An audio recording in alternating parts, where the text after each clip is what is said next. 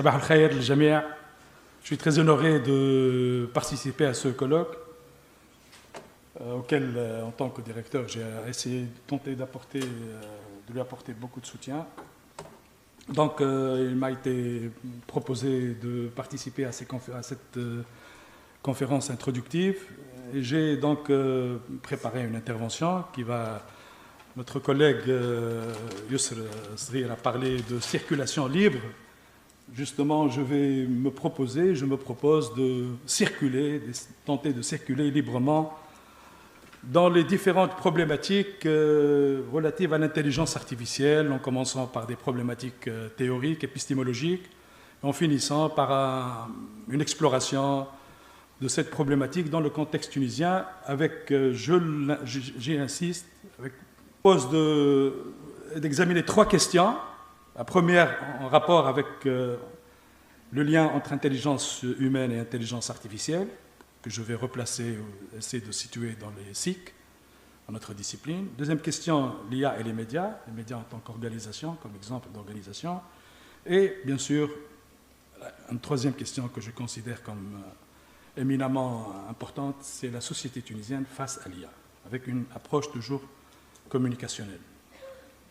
Et pour alimenter cette circulation libre ou exploration libre, je vais traiter de certaines questions qui ne sont pas secondaires, mais que je considère essentielles, comme les considérations épistémologiques. Je vais traiter aussi de la manière avec laquelle l'IA est intégrée dans la domination, processus de domination, on parle d'opportunités, etc., de l'IA, mais l'IA peut être intégrée à des dispositifs de domination contre la vie, anti-humain. Je vais parler de comment Israël a utilisé l'IA pour assassiner 60 000 personnes. Je vais parler aussi, traiter de la question de l'autorégulation, de la régulation, et finirai par quelques perspectives d'avenir. Premièrement, donc, sur la question de l'IA, comment on peut l'approcher à partir d'une approche communicationnelle. Moi, j'utilise le terme médio-communicationnel que j'ai utilisé dans mon dernier ouvrage de la transition à la description, où j'ai traité de la question des technomédias, ce que j'appelle les technomédias en politique. Par mes technocommunications, il faut entendre une approche qui s'intéresse à l'IA du point de vue des médiations. Justement, Pierre Lévy, qui est un chercheur connu dans les sciences de l'information et de la communication, auteur d'un ouvrage connu, L'intelligence collective, définit les SIC d'une façon qu'il considère ambitieuse. Les SIC, elles n'ont pas uniquement pour objet l'étude des médias. Il définit les SIC comme une discipline qui a pour objet le tissu des rapports. Vous voyez, tissu et rapport, donc il y a, le terme médiation est très fort, entre être, sujet, collectif, être individuel ou collectif, signe et chose. Les choses peuvent être aussi des artefacts au sens des constructions artificielles qui constituent l'univers humain. Donc l'univers humain, le monde dans lequel on vit, est un monde de médiation. Et la médiation est ontologiquement fondatrice de ce monde humain. Alors justement, mon idée, c'est que les SIC, si elles doivent se donner l'IA comme objet, elles doivent s'intéresser à l'IA et la façon avec laquelle elle affecte les interactions collectives médiatées. Parce que nous, en SIC, on ne s'intéresse pas aux interactions sociales. On s'intéresse aux interactions sociales qui passent par les médias, interactions médiatées. Et, bien sûr, ces interactions médiatées supposent des dispositifs de mise en relation. Et nous nous intéressons aussi à l'information, au sens large, peut-être même au sens de Norbert Wiener, à tout ce qui est essentiel aux échanges humains. Je n'ai pas le temps de revenir sur... parce que Norbert Wiener s'est intéressé à l'IA, mais ici, l'information au sens cybernétique, au sens de Wiener, elle a une fonction organisatrice. L'information organise, au sens social du terme, au sens... bien sûr aussi, l'IA concerne les questions liées à la vérité et au réel. J'essaie d'avancer vite, rapidement. Voilà les 3 questions que je me propose d'examiner. Première question, est-ce qu'il y a une question qui a été toujours accompagnée les cycles? Mais d'abord, avant de commencer la première question, je vais poser quelques considérations épistémologiques. En général, la question des médias, des technologies et de l'IA peut être conceptualisée à partir de 3 visions, qui sont d'ailleurs des visions qui ont toujours accompagné la réflexion sur les médias. Une première vision optimiste, solutionniste, technophile, à la limite technophile, qui considère l'IA comme un levier, comme un agent de progrès humain. C'est une perspective normative. Parfois, elle est enrichie de considérations prescriptives. Donc, on va voir l'IA comme une opportunité, comme quelque chose qui recèle des opportunités. Mais cette vision des choses, malheureusement, elle esquive les problématiques liées à la domination, liées à l'hégémonie, au désordre, à la description. Ce terme, je vais beaucoup l'utiliser. La description, d'une façon rapide, c'est la description peut être définie comme l'action de perturbation que créent les technologies numériques. Alors, il y a une seconde vision qui est foncièrement pessimiste. Elle est défendue par un chercheur, un philosophe français qui s'appelle Éric Sadin. Pour lui, la complémentarité homme-machine, l'orchestration des intelligences est une fable. C'est quelqu'un qui est radicalement contre l'intelligence artificielle et considère que l'intelligence artificielle est une force de déshumanisation. Il y a une troisième vision qui, personnellement, je vais la partager avec vous, et la vision d'un philosophe français qui m'inspire beaucoup réellement, qui a inspiré mon dernier ouvrage, qui s'appelle Bernard Stiegler. Bernard Stiegler, c'est un grand monsieur, c'est un grand philosophe, qui a écrit un ouvrage qui s'appelle « Dans la description, comment ne pas devenir fou ». Et Bernard Stiegler emprunte à la Derrida, à la philosophie grecque, l'idée que la technique est un pharmacon, est à la fois un poison et un remède. Et c'est dans cette perspective que je me place. Alors, justement, la question de l'IA, à mon avis, renouvelle une question très ancienne des media studies, ou des sciences de l'information et de la communication, et qui se rapporte à l'idée que font les médias des publics. Depuis toujours, depuis les années 30, depuis la théorie de la seringue hypodermique, les chercheurs se sont toujours interrogés sur que font les médias au public. Les médias rendent-ils les publics plus intelligents, etc. Donc, il y a en général 3 réponses à ces questions. La première réponse, c'est une réponse qui considère que les médias sont une source d'aliénation, un agent d'aliénation, de la manipulation des publics. Cette vision, on la retrouve chez l'école de Palo Alto, chez des philosophes comme Herbert Marcuse, qui considèrent que les médias rendent l'homme unidimensionnel. Une deuxième approche, un deuxième paradigme critique, qui considère que les médias sont soumis à l'activité interprétative, herméneutique, critique des publics, et que les publics sont capables de décoder. C'est la grande thèse de Stuart Hall. Et la troisième thèse, ou la deuxième thèse, donc les médias soumis à la volonté du public, et la troisième thèse qui est public, critique, etc. Donc l'IA peut, dans les sciences de la formation et de la communication, l'idée d'un public actif, d'un public critique a été reprise par exemple, par une chercheure comme Sonia Livingstone, qui considère que les usagers du numérique sont capables de réorienter, réinterpréter et réinventer la technique. Alors, justement, cette problématique est renouvelée rapidement par un courant sur lequel je vais insister, c'est le courant de Bernard Stiegler. La thèse était reprise aussi, continuée par d'autres philosophes. Bernard Stiegler, dans un article très important en anglais intitulé Artificial Stupidity and Artificial Intelligence in the Anthropocene, considère que l'intelligence artificielle mène à une stupidité artificielle et à une bêtise systémique. La thèse peut choquer, mais elle est là. Elle est partagée par beaucoup de philosophes.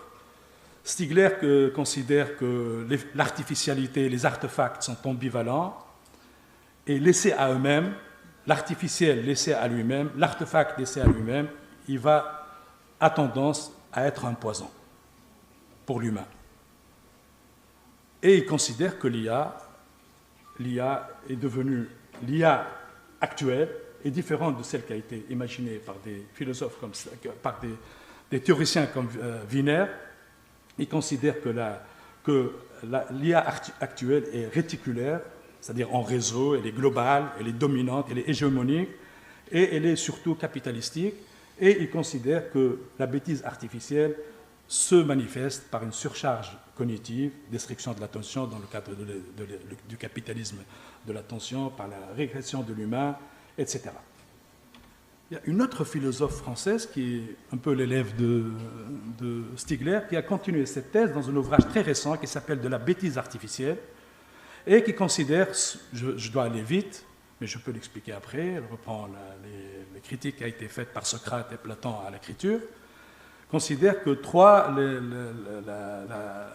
l'intelligence artificielle comporte 3 risques. L'érosion des capacités mémorielles expressives, parce que l'intelligence artificielle va éradiquer d'une certaine façon la singularité de l'expression humaine, uniformiser la culture et favoriser une désinformation industrielle. 2 autres, sur cette même idée qui paraît un peu étrange, 2 autres théoriciens des organisations, auteurs de The Stupidity Paradox, considèrent que c'est vrai que les technologies numériques peuvent améliorer l'organisation, mais ils peuvent aussi mener à des pratiques insignifiantes dans les organisations et peuvent donc mener à une forme de stupidité. Le titre de l'ouvrage est très clair, The Stupidity Paradox.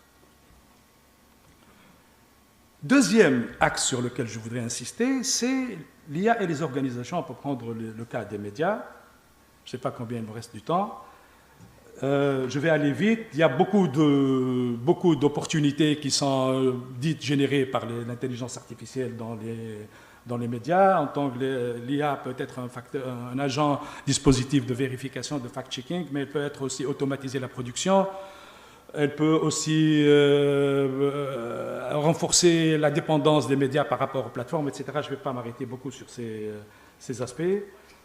Mais, toujours dans cette vision critique, hier Arte, justement le documentaire d'Arte parlait de ce phénomène, il y a une explosion du faux journalisme et une explosion du low-code journalisme. Il y a aujourd'hui des sites qui sont des machines qui produisent des centaines, des milliers pas de centaines de milliers, des milliers d'articles, qui sont de faux articles, ou qui reposent entièrement sur la désintermédiation des journalistes. Il n'y a pas de journalistes, c'est des machines qui produisent et qui constituent un danger pour la sphère publique, pour la qualité de l'information dans la sphère publique. Alors, il y a aussi, dans ce cas-là, on oppose généralement l'autorégulation comme dispositif pour contrecarrer les effets néfastes de l'IA sur l'information, sur la qualité de l'information, sur les médias, etc. Je vais aussi m'arrêter beaucoup sur cet aspect, c'est clair. En général, l'autorégulation de l'IA est fondée surtout sur la transparence, sur l'idée d'informer les publics que l'IA est intégrée dans les processus de production et qu'il y a toujours une supervision humaine. Ce sont les 2 aspects importants. Mais sur cette deuxième question, il y a des questions qui restent en suspens, réellement en suspens, sur lesquelles on n'a pas de réponse. Est-ce que l'IA renforce, et ça on ne le voit pas dans les réflexions sur l'IA et les médias, est-ce que l'IA participe au rôle démocratique des médias, leur rôle comme agent de redevabilité du pouvoir politique, comme source d'information de qualité sur la vie publique? Est-ce que l'IA, si elle est intégrée dans les médias tunisiens, va renforcer les médias comme espace public, comme espace de délibération publique, comme régulateur du débat public? Et est-ce que l'IA peut renforcer ou pas la viabilité des médias? Alors, un autre aspect qui m'intéresse aussi, en relation avec l'IA et l'hégémonie, c'est comment elle peut être intégrée comme un dispositif anti-humain. Il y a des enquêtes qui ont révélé comment l'armée israélienne a utilisé l'IA pour automatiser le choix des cibles, les militants du mouvement Hamas, et même, parce que c'est très compliqué, ça, beaucoup de détails, y compris du calcul algorithmique des victimes collatérales. C'est-à-dire, ce programme qui s'appelle Lavender, c'est lui qui identifie combien de victimes collatérales correspond à la dangerosité du militant Hamas. C'est un truc très compliqué, on n'a pas le temps de tout l'expliquer. Et cet usage anti-humain, antidémocratique, si l'on peut dire, de l'IA, se manifeste aussi dans l'usage de l'IA pour invisibiliser le contenu palestinien. Autre question qui me semble importante, c'est la question de la régulation, qui est une question très importante. Elle n'est pas du tout posée dans le monde arabe, ni chez nous. Il y a une sorte d'esquive. Parmi plusieurs choses qu'on esquive dans ce pays, on esquive la question de la régulation. Il y a 3 modèles. Bon, d'abord, la question de la régulation, elle est ancienne. Elle a été posée depuis 2011 avec les réseaux sociaux. Des chercheurs comme Dana Boyd, Ellison ont posé la question, est-ce que les réseaux sociaux sont un service public ou pas? Avec ensuite le scandale de Cambridge Analytica. Il y a 3 modèles mondiaux, un modèle chinois, un modèle européen et un modèle américain. Le modèle américain repose sur la performance économique, sur l'innovation. Il ne faut pas que la régulation stoppe l'innovation. Deuxième modèle chinois, sur le contrôle des citoyens, l'usage de l'IA pour constituer un crédit social, pour noter les citoyens, et le modèle européen qui repose plutôt sur la notion de risque, etc. Il ne faut pas utiliser l'IA pour contrôler les citoyens. Il y a un modèle arabe, on peut le dire, sans rougir, modèle qui mélange un peu de l'autoritarisme avec de la performance économique. L'IA est bonne à condition qu'elle ne nuit pas à l'autorité, à la place de l'autorité.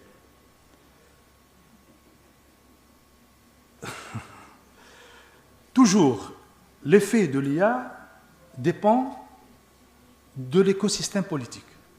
D'abord, l'IA n'est pas neutre, et quand elle s'insère dans un écosystème, l'écosystème va l'impacter. Elle va impacter l'écosystème politique et elle va être impactée par l'écosystème. Maintenant, il me reste combien? 10 minutes? Voilà. Je vais maintenant m'intéresser, parce que ça ne sert à rien d'énumérer les problématiques qui concernent plutôt les sociétés post-industrielles. Si on a un peu de courage, il faut poser la question en Tunisie. Un peu de courage, pas beaucoup. La question de l'IA dans le contexte tunisien, si à partir d'une démarche de chercheurs, on doit dépasser le solutionnisme technologique. On n'est pas là pour donner des recommandations aux autorités. Qu'est-ce qu'elles doivent faire On est là pour penser critiquement, penser de façon critique l'IA. D'abord, il faut situer l'IA à un niveau micro dans les organisations, à un niveau macro dans l'écosystème politique. Il y a des enjeux institutionnels liés à la régulation, comme je l'ai expliqué, les politiques publiques, s'il y a une politique publique relative à l'IA, des enjeux politiques, des conséquences sur l'IA, sur la sphère politique, sur la sphère communication politique. Il y a déjà quelques indices que l'IA peut être utilisée dans la désinformation politique, pro-régime d'ailleurs. Il y a une vidéo que vous avez regardée sur les réseaux sociaux. Enjeux médiatiques, qu'est-ce que l'IA peut apporter à des médias tunisiens qui sont en crise, qui sont en déficit de confiance par rapport aux citoyens? Est-ce que l'IA va apporter de la confiance? Et la question de l'autorégulation. Bon, j'ai résumé toutes ces problématiques dans un tableau, ce qui va constituer, Inch'Allah, l'objet de mon nouvel ouvrage. L'IA ne peut être étudiée dans le contexte tunisien, à mon avis, qu'à partir d'une hypothèse dystopique. Dystopie, ça veut dire que l'utopie devient cauchemar, ou dans son inverse. Il y a quatre, je vais m'arrêter sur ce tableau. J'ai préparé 2 tableaux. Le premier, j'appelle les paradoxes de l'IA. D'abord, sur le plan institutionnel, quand l'IA en Tunisie, on ne peut pas l'analyser sans analyser l'idée de la résistance du système institutionnel à la numérisation. La numérisation est ajournée en permanence. Il y a une véritable résistance. Nous avons un système institutionnel sous-digitalisé, sous-numérisé. Et il y a, il faut le dire, une impuissance publique, c'est un paradoxe. Dans le paradoxe, a imposé cette numérisation. Elle est inachevée parce que la puissance publique est incapable d'imposer. Et il y a un chiffre, la plupart de ces chiffres-là sont empruntés à un grand monsieur qui fait des chroniques hebdomadaires, qui s'appelle Heshmi Alaya, professeur Heshmi Alaya, qui fait des chroniques extraordinaires, hebdomadaires, sur l'économie tunisienne. Alors, j'ai retrouvé ce chiffre dans une de ses chroniques. Il emprunte ça à un index, State of the Global Workplace. 8% uniquement des salariés tunisiens se sont engagés. Sur 10 salariés, vous allez trouver un seul qui va travailler motivé ou impliqué dans son organisation. Deuxième paradoxe, nous avons un système médiatique où sévit le low-cost journalisme. Journalisme de très mauvaise qualité, c'est malheureux de le dire, en tant que directeur de l'IPSI, mais je dois le dire. Il y a un journalisme de très mauvaise qualité. Qu'apportera l'IA à ce journalisme de mauvaise qualité? À des médias qui sont déconnectés, en général, de la société et qui ne jouissent pas de la confiance des citoyens. Troisième paradoxe, la politique publique. Déficit de politique publique et déficit de débat public. Il n'y a pas de débat public sur l'IA en Tunisie. Et si vous ouvrez les médias français, par exemple, vous allez trouver quotidiennement un débat sur l'IA. Dans les médias tunisiens, il n'y a pas de débat sur les médias. يعني الذكاء الاصطناعي لا يشكل قضية مجتمعية. Les médias ont considéré que ce n'est pas un sujet digne de débat. Et maintenant, le quatrième, peut-être le plus difficile, le plus dangereux paradoxe, c'est comme je l'ai dit, si on est assez honnête, comment on va analyser l'écosystème de l'IA. La Tunisie, que les chiffres ne mentent pas. On peut les manipuler, mais en général, ils ne mentent pas. La Tunisie est classée deuxième en Afrique en matière de talent, classée 84e sur 174 pays par l'index du FMI pour les pays. J'ai beaucoup d'erreurs, je suis désolé. 92e sur 180 pays pour l'indice Oxford Insight, recul continu. 71e classement de l'innovation. Il y a un potentiel élevé humain, un potentiel humain très élevé. C'est ça le paradoxe. Et une capacité technique très élevée chez les Tunisiens, fruit de l'éducation, mais un écosystème institutionnel qui n'est pas favorable. C'est ce que disent les chiffres, ce n'est pas moi qui le dis. Malheureusement, c'est... Alors, faible adoption institutionnelle, manque de stratégie publique. Professeur Heshmi Alaya ose parler d'un déclin technologique tunisien. Ce n'est pas moi qui le dis, c'est lui. Vous pouvez consulter ses chroniques. Alors, pour finir, pratiquement j'ai terminé, on a, à mon avis, l'IA, elle peut créer des emplois, elle peut participer à la croissance économique, ça on ne peut pas en discuter, on ne peut pas discuter cette idée, mais à mon avis, elle sera une force plutôt de disruption, de déstabilisation. Maintenant, on ne sait pas comment les élèves tunisiens utilisent l'IA dans l'école. Et je suis sûr que l'IA est en train de déstabiliser le système éducatif tunisien. Alors, je vais finir, 5 minutes. La thèse que je défends dans mon ouvrage de la transition à la disruption, c'est que les technologies numériques ont participé à une dynamique disruptive de la société tunisienne. La chute de l'ancien régime peut être analysée comme une des premières manifestations de la disruption technologique. Il y a un article extraordinaire écrit par deux grands responsables chez Google, qui s'appellent Schmidt et Cohen, et qui, dans un article très connu qui s'appelle The Digital Disruption, il parle, quelques mois avant la chute de l'ancien régime, des effets des technologies, des effets politiques du numérique. L'échec de la transition démocratique, à mon avis, est lié à la disruption technologique, et le néo-autoritarisme politique est lié aussi, à mon avis, à la disruption. Mon hypothèse, c'est que l'IA sera une force de disruption. Elle est déjà, elle va être intégrée dans ce que j'appelle la désinformation systémique. Nous vivons en Tunisie un état de désinformation systémique qui, on peut le définir simplement comme l'incapacité du citoyen tunisien à accéder à une information plus ou moins raisonnablement de qualité.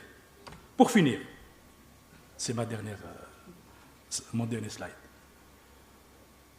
si on veut réfléchir sur l'IA à partir d'une perspective non pas technique, et non pas managériale, éco-managériale, mais à partir sciences sociales, on doit s'intéresser à ce que fait l'IA à nos médiations, à la façon avec laquelle nous vivons ensemble, aux médiations qui font tenir une société, aux dispositifs par lesquels nous communiquons. Ce sont des questions très anciennes.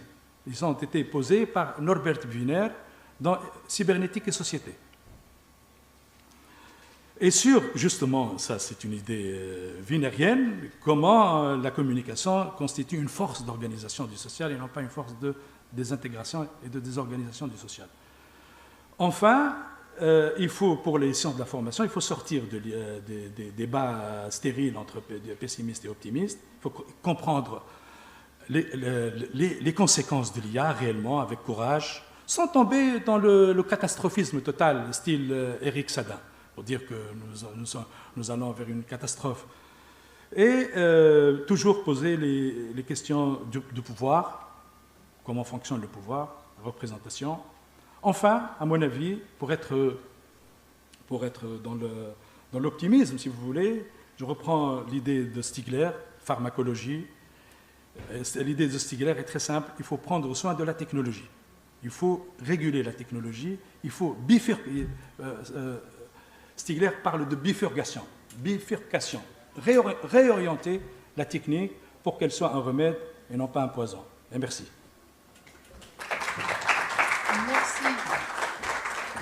Merci.